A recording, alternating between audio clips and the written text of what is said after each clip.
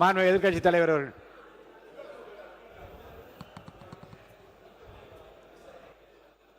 பேரவைத் தலைவர் அவர்களே, எங்களுடைய தலைவர் இதை அரசியல் செய்வதற்காக கிடையாது. இந்த அரசு பொறுப்பேற்ற முதல் நாள்லேருந்து சொல்வது கஜானாவை தொடச்சி வச்சுட்டு போயிட்டாங்க, கஜானாவில் பணம் இல்லை என்பதுதான் தொடர்ந்து இவங்க வச்சிருக்கக்கூடிய குற்றச்சாட்டு. அது மட்டும் இல்லை, இவங்களோட தேர்தல் பிரச்சாரத்தில் இப்போ இருக்கக்கூடிய அமைச்சர்கள், சட்டமன்ற உறுப்பினர்கள், அவங்க இயக்கத்தை சேர்ந்தவங்க நிறைய பேர் சொல்லியிருக்கிறாங்க, தொடர்ந்து இலவசமாக கொடுக்குறீங்க, எல்லாத்தையும் இலவசமாக கொடுக்குறீங்கன்னு இவங்க குற்றம் சாட்டிட்டு இன்றைக்கி காரை இலவசமாக நீங்கள் கொடுக்குறீங்க. அது உங்கள் முதலமைச்சருடைய உரிமை. நாங்கள் எங்களுக்கு கார் தேவையில்லை, எங்களுடைய திராவிட முன்னேற்ற கழக உறுப்பினருக்கு கார் தேவையில்லை.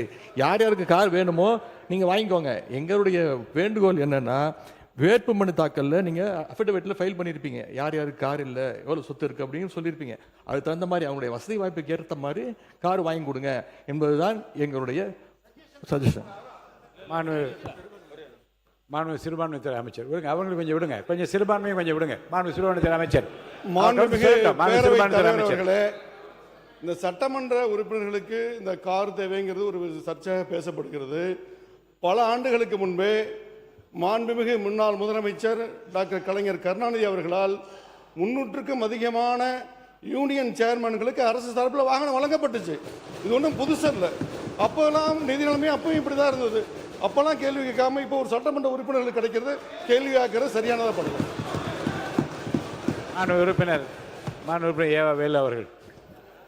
மாண்புமிகு பேரவைத் தலைவர்களே, அன்னைக்கு அனௌன்ஸ்மெண்ட்டு என்னன்னா, அனைத்து சட்டமன்ற உறுப்பினர் தான் அனௌன்ஸ்மெண்ட். நல்லா புரிஞ்சுங்க. ஆமாம், நாங்கள் சொல்கிறோம் அனைத்து சட்டமன்ற உறுப்பினர் சொன்னால் எல்லாம் சேர்த்து தான் சொல்லியிருக்கிறீங்க. ஆமாம், எங்கள் கட்சி தலைவர் சொல்கிறார், ஏற்கனவே அரசாங்கம் கடன் பட்டிருக்கிறது, விவசாயிக்கு முழுமையாக தள்ளுபடி செய்யலை, இப்படிப்பட்ட நிலையில் நமக்கு கார் வேணாம் அப்படின்னு எங்களை அறிவுரை சொல்கிறாரு. ஆனால் திமுக சார்பாக இருக்கிற 59 உறுப்பினர் தான் நாங்கள் எங்களுக்கு வேணான்னு சொல்கிற மொழிய, அந்த பத்திரம் வேணாம் நீங்கள் வாங்காத அப்படின்னு நாங்கள் சொன்னோம். எங்களுடைய துணைத்தலைவர் அதான் சொன்னார். அதை புரிஞ்சிக்காம அரசியல் பண்ணுறீங்க இதில் என்ன அரசியல் இருக்குது? ஒன்று. ரெண்டாவது, இப்போ 59 சட்டமன்ற உறுப்பினர் வந்திருக்கிறோம், எல்லாருக்கும் வீடு கொடுத்துருக்குறாங்க. கொடுக்க முடியாது. அரசாங்கத்துக்கு எப்பொழுதும் எதிர்க்கட்சி தலைவர் அந்தஸ்து இருக்கிற பொழுது அவர்கள் அமைச்சருக்கு இணையானவர்கள் என்று அமைச்சருக்கு என்னென்ன வசதியோ அந்த வசதி தராங்க. இது அரசாங்கம் போட்டிருக்கிறது. நீ நானும் பார்த்துல அது புரோட்டோகால். அது அந்த புரோட்டோகால் அப்புறம் அரசாங்கம் தான் நீங்க கொடுத்துருக்கீங்க. அப்புறம் அரசாங்கமே கொடுத்துட்டால் குறை சொன்னா என்ன அர்த்தம்? அதுவும் தவறு. அதனால புரிஞ்சுன்னு பேசுங்க. ரெண்டாவது, நாங்க எங்களை பொறுத்தளவுக்கு நீங்க கஞ்சாடை காட்டினாலே காட்டினாவே நாங்க ஒத்துழைக்கிறோம்.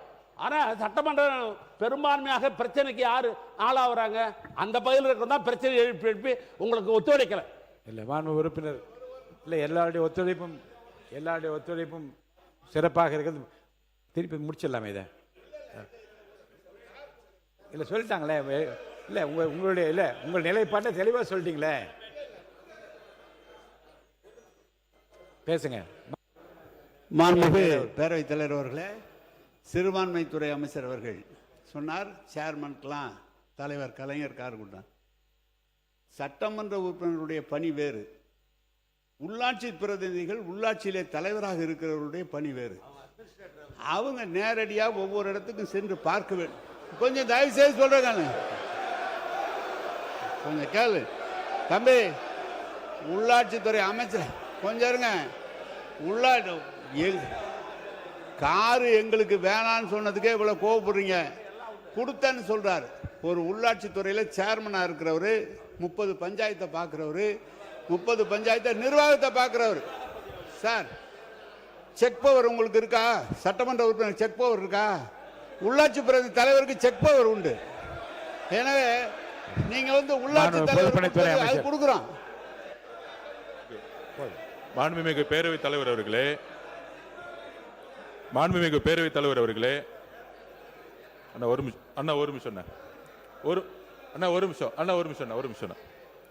மாண்புமிகு பேரவைத் தலைவர்களே, மாண்புமிகு மூத்த உறுப்பினர் கேட்டாரு, சட்டமன்ற உறுப்பினர் செக் பவர் இருக்கான்னு அப்படின்னு. செக் பவர் இல்லை, ஒத்துக்கிறோம். ஆனால் மக்களுடைய எதிர்பார்ப்பு என்ன தெரியுமா? அந்த புதிய சட்டமன்ற எதிர்பார்ப்புன்னா, பெரும்பாலும் தேர்தலில் நாங்கள் பிரச்சாரத்துக்கு போகும்போது சொன்னது, நிறைய இடத்துல எம்எல்ஏவை நாங்கள் பார்த்ததே கிடையாது. எம்எல்ஏ ஓட்டு கேட்கும் போது வந்தாரு, அதுக்கப்புறம் வரவே இல்லை. மழை வரும்போது வரல, எங்க குறைய கேட்க வரல, ஏன் தொகுதியிலேயே அது இருந்துச்சு, எம்எல்ஏ ஆபீஸ் கூட இல்லைன்னு. அப்ப மக்களுடைய எதிர்பார்ப்பு என்னன்னா, சட்டமன்ற உறுப்பினர் நாங்கள் தேர்ந்தெடுக்கப்பட்டு எங்களுடைய கோரிக்கையை நிறைவேற்றுறது எங்களை வந்து பாருங்கன்னு சொல்றாங்க. அப்ப பாருங்கன்னு சொல்லும்போது நடந்து போய் பார்க்க முடியாது. ஒவ்வொரு சட்டமன்றத்தை இடத்துல பார்க்கும்போது கிட்டத்தட்ட 3 லட்சம் பேர் இருந்தாங்கன்னா, இப்ப 7 வார்டு இருக்கு என் தொகுதியிலனா 7 வார்டு வந்து நம்ம நடந்து போய் பார்க்க முடியாது. அப்ப இது வந்து ஆடம்பரம் கிடையாது. இது அரசியல் ரீதியா நம்ம வந்து அமைச்சருக்கு எப்படி வந்து மூத்த உறுப்பினர் சொன்னாரோ அது வந்து அரசே கொடுத்திருக்கும். சட்டமன்ற உறுப்பினர்களுக்கு இது ஆடம்பரம் கிடையாது. ஒவ்வொரு சட்டமன்ற உறுப்பினர் மக்களை போய் சந்திக்க வேண்டும் என்ற எண்ணத்தில் தான் மாண்புமிகு முதலமைச்சர் இந்த காரை வந்து அனௌன்ஸ் பண்ணியிருக்காரு. மக்களை சந்திக்க வேண்டும், இதுதான் முக்கிய கோரிக்கை. சந்திக்கும் போதுதான் அனைத்து டிபார்ட்மெண்டோடைய ஒவ்வொரு ஆபீஸ்க்குள்ள போய், இப்ப நீங்க வந்து உள்ளாட்சி துறையெல்லாம் இந்த ஆபீஸ்ல உட்கார்ந்துட்டு ஒரு சட்டமன்ற உறுப்பினர் கேள்வி கேட்கும் போது அந்த அதிகாரிகள் உள்ளபடியே ஒரு பயம் வரும். இல்ல வீட்டுக்குள்ளேயே உட்கார்ந்துக்கிட்டு நம்ம வந்து ஒரு அரசியல் செய்ய முடியாது. மக்களுடைய தேவைகளை ஒவ்வொரு தெருவா செய்யணும். அதுக்கு தான் இந்த இதை தவிர இது ஆடம்பரம் கிடையாது. எதிர்க்கட்சி தலைவருடைய நிலைப்பாடுல நாங்களும் இருக்கோம். யார் யாருக்கெல்லாம் கார் இருக்கு அவங்க ஆட்டோமேட்டிக்கா யாரும் அப்ளை பண்ண போறது இல்லை. ஆனா ஒரு முதலமைச்சருடைய அறிவிப்பு பொதுவான அறிவிப்பா தான் இருக்க முடியும். இதுதான் ஒரு அரசுடைய புரோட்டோகால்.